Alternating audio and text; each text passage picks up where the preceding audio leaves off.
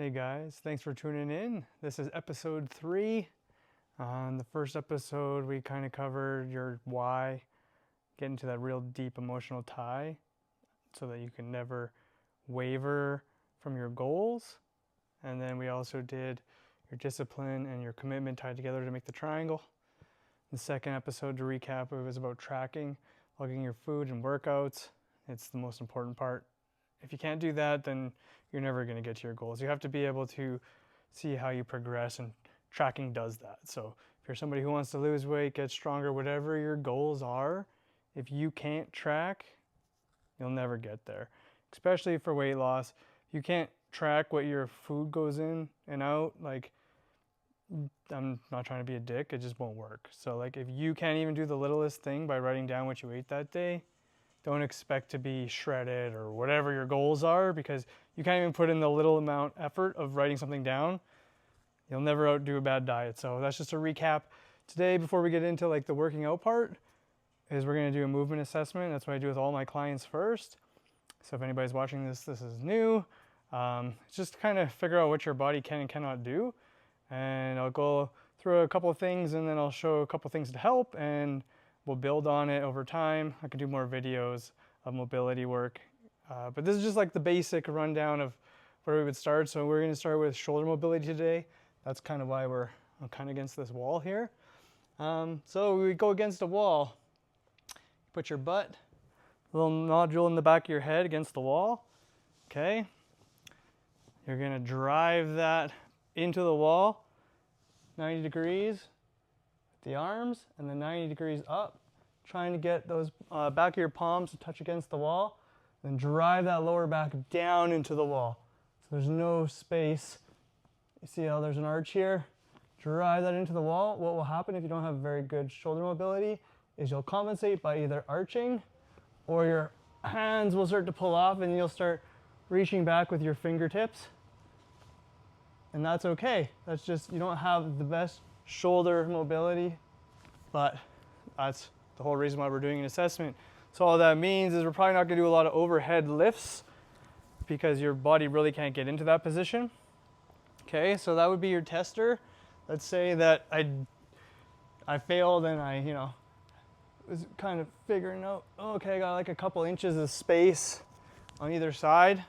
We're going to do a couple little movements here that are going to help open up,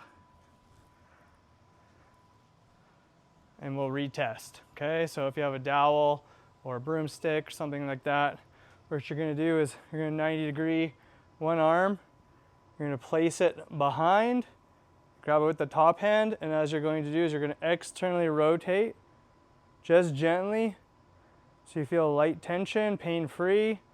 This puts your shoulder in a pretty intense spot, so don't reef on this right away. You can really damage your shoulder. We're just putting a little bit external rotation in here. You have 4 muscles in the rotator cuff. I'm not going to say them all. But we're doing the ones that are opening it up a bit. Infraspinatus. I don't even remember. But there's 4. And we'll hold this for 30 seconds to a minute, and we'll come over to the other side. And we're going to do the same thing. Just giving you that external rotation. Light tension, pain-free. Like I said, 30 seconds to a minute. I'm not going to do them all. It's kind of just a video for you to kind of figure out on your own. Okay, so we do that, each arm. So we've got that. So the shoulder, the rotator cuff is one of the major culprits that is going to lead to overhead extension, external rotation. I'm just going to move this here now so we don't stuck against the wall. I'm going to carry on with this. Okay, another thing there is your pecs. So your pecs can get tight and they can keep you rolled forward, right? We're at the computers a lot as well. Driving, everything we do is forward, so the pecs can get tight. Even if you don't have the strongest chest, you can have these guys tight. So then we can do a pec stretch, 90 degree. Again, something here. Lean into it. Feel the stretch here in the pec. Same kind of thing, 30 seconds to a minute. Both sides. Yeah, feels good. Nice and tight. Okay, so that's the second part. Another muscle that can keep you from externally rotating, getting back with the shoulders, is your lats.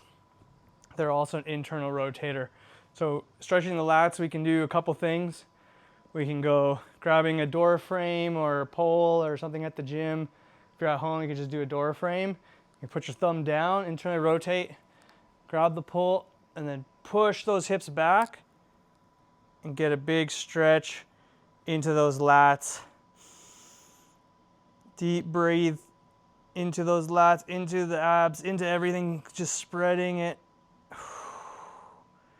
and stretching it out. We'll do both sides again, 30 seconds to a minute.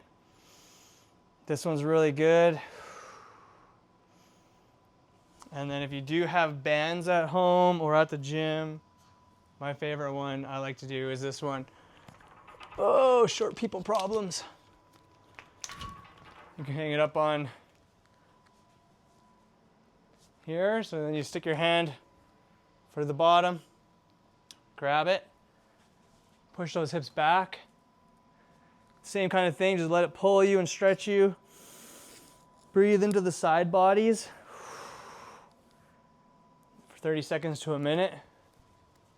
But the thing with the band here, which I like easier than the door frame, is that if you want to make it a little more intense, you can spin and have it pulling across. If we can't see that in the video, let's go this way. Pulling across. So then what we would do after you did those 30 seconds to a minute, you come back and you retest. Same kind of thing.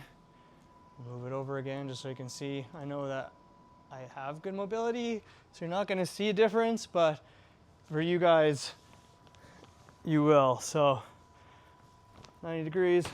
It does feel way better and way smoother for me already, even just with that little bit of movement stretching. So that would be your assessment for the shoulders, external rotation. If you can't touch the wall flat palmed with your back placed on it, then we would do some mobility work for that, and wouldn't recommend doing directly overhead press, but we can go slightly out in front, some incline, but that'd be person to person depending on how you did. Okay, so the next one I like to do is another wall one. We're gonna go ankle mobility here. Actually, we can even do it against this box. So for ankle mobility, knees over toes, we need that for squatting, right? I like to put a fist against there, and you can use it against a wall, you can use whatever. And then you're gonna drive that knee, see if it can touch. Want to make it a little more, you can go add your thumb in there as well, just to make it a little bit further. And see if you can touch that knee without lifting the heel off the ground. If you can, that's pretty good ankle mobility. Here, this one I don't think is gonna do it. So this is one of the issues that I have with my left leg, is I see how I'm not able to touch without slightly lifting the heel. And that's something that I have to work on. So this actually might be a good video to see if I can get some things working here so I can touch. What that can lead to is hip problems, knee problems, throw you off, right? Because one leg's actually traveling more over the knee than the other, so it can cause pain, or for me, ankle and Achilles issues, plus knee pain. So these are things that I've been working on trying to help. So one thing we can do, we can take a roller and we can roll out the calf. So I like to stick one leg over the other, and you just kind of rock back and forth on the calf, just massaging it a little bit. Probably like, I don't know, 10 to 15 times on each side. We're just starting at the lower part right now, kind of just above the ankle. And then you'll work your way up. Then you go quarter of the way up the calf, same kind of thing. You're going to work your way up. I usually do it in 4 stages or 3. Might go to the biggest part of the calf because we're doing a video. But I can feel this. It's pretty tense. So that's probably why I can't push that knee totally over. So do that. If you want to make this a little more intense, you can actually pick yourself up with your hands. So there's more body weight on your calf, so you can get a little deeper into it. You could also use a lacrosse ball or a golf ball, kind of whatever is floating around your house. I'm only going to do the one side, even though you should do both. This is just for the video. I already know that my right side's good, so we're just going to call it. So, doing this a couple times. You can already feel it grinding away a little bit, loosening it up. So that would be step number 1. And then another thing that we can do is using a band. We're going to hook it around our ankle. You can use our bench. This is what this is going to do. It's going to go over top of the ankle here. So it's pulling you back. And then you're going to sit and drive that knee over the toe, and you can do circles into it. You might feel some clicking and grinding. Try keeping that heel down the whole time. Do like 10 circles one way, 10 circles the other way. And drive that knee. And what you're trying to think about now is driving that heel down and then lifting those toes up so your shins are trying to get closer to your toes. It's spicy.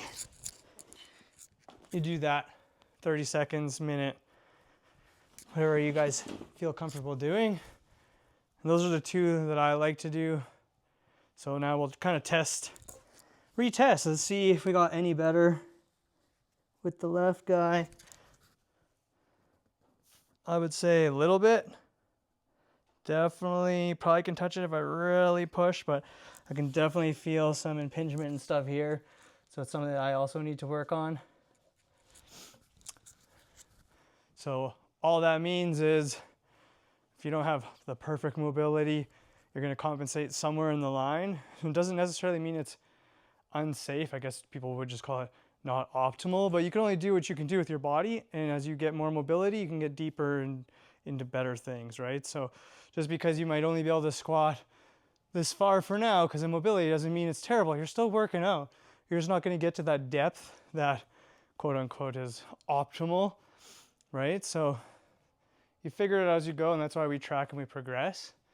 You can also just make up for the lack of mobility. Say you have pins in there, right? Screws and plates.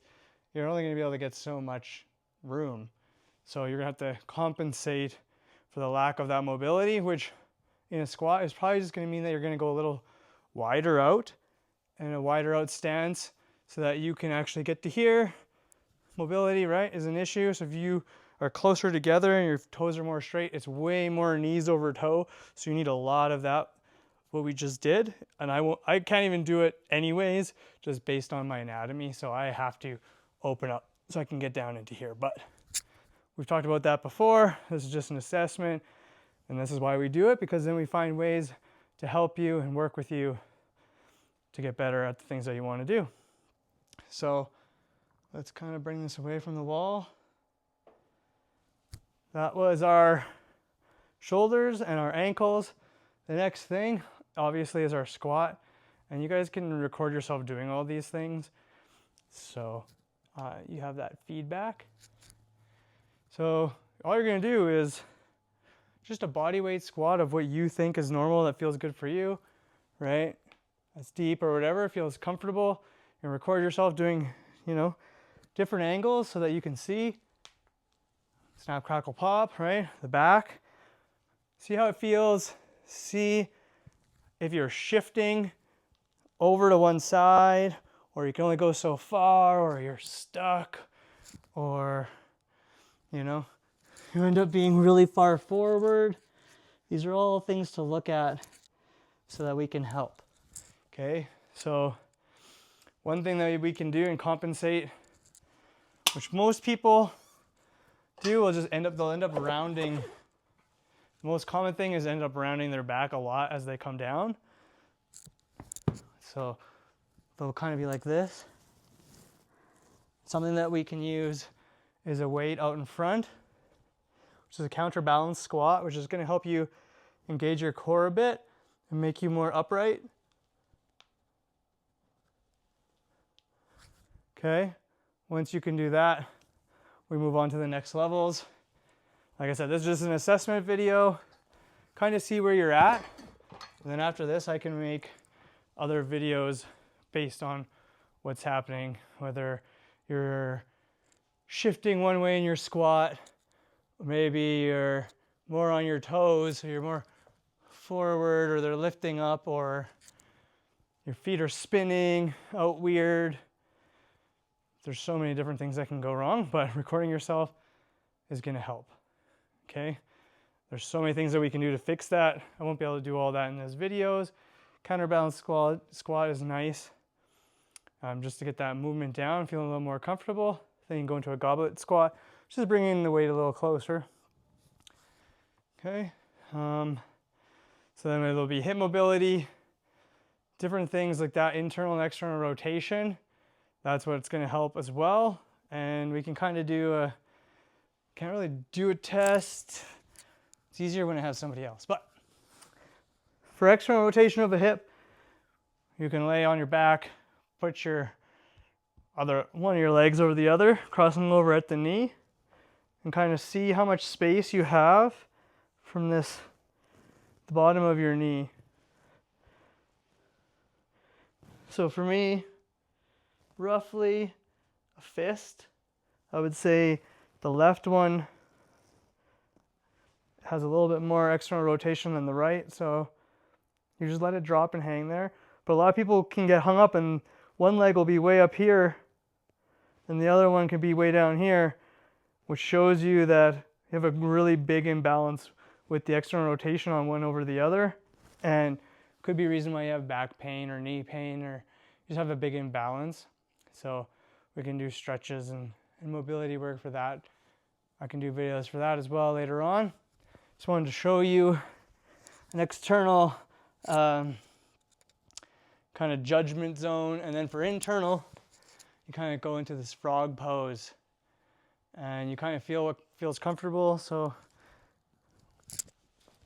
we're on the ground, our toes are pointed outwards, you're kind of sinking in to what feels comfy. Kind of see where you're at. You might have to be super wide. Everybody's going to have their own difference, but this is kind of internal rotation. What you kind of wanted to do is being able to find a spot where you can pretty much be almost straight up. And this is pretty much kind of where you would squat too if you were to pick your feet up. Kind of brings you into your squat stance. I think I did a video about that. But another thing we can bring up later on. What else do we got for the mobility sessions? Thoracic rotation. That's a big one, especially for me. Everything gets all stuck sometimes. So thoracic rotation is like spinning side to side, which I'll show you through this video. I'm supposed to grab this dowel, put it over the top of my head here on the back, and I turn. What I'm doing is I'm just squeezing this so I don't cheat. So I turn, see how far I can go. Right, so maybe, I don't know, 3/4 of the way.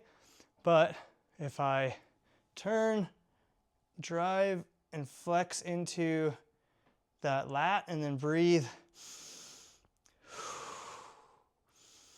It's kind of doing like a side crunch. 2 breaths. Come up. I can go a little further. Crunch.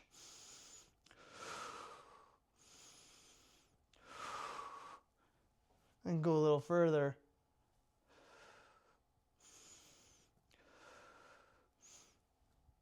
There we go. So now I just improved probably 15, 20 degrees. But this side's still stuck, so I should do both sides.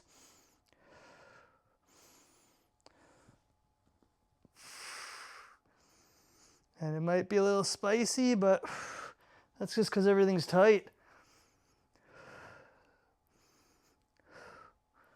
And now,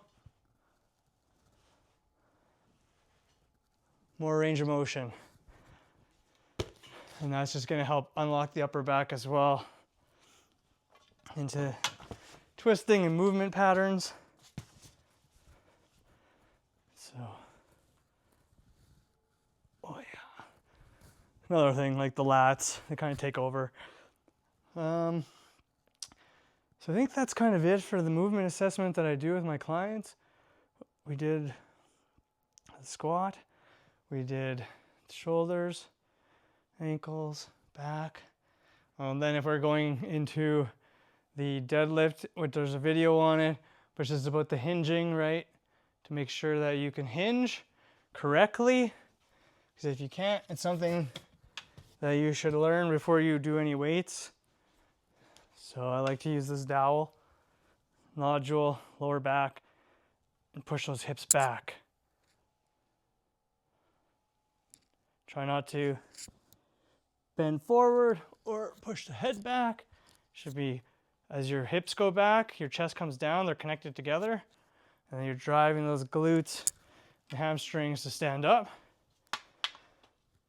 And the other assessment would be if a client even can get down into a lunge, on how they would, or standing split squat. Lunge is when you're actually like moving. Standing split squat is how the knee travels when they're coming up. We don't want this crashing in, right? We want it over the second toe, slightly external rotate, so we're using the glutes to come up. And that kind of covers the basis of what we can and cannot do with a client. And I guess I'll make some more videos coming up on some mobility work to help you guys if you have any of these issues. If there's anything else you want me to make, send a message or Instagram, More Heart Fitness, or you can just do it on the channel and comment. Yeah, well, thanks again.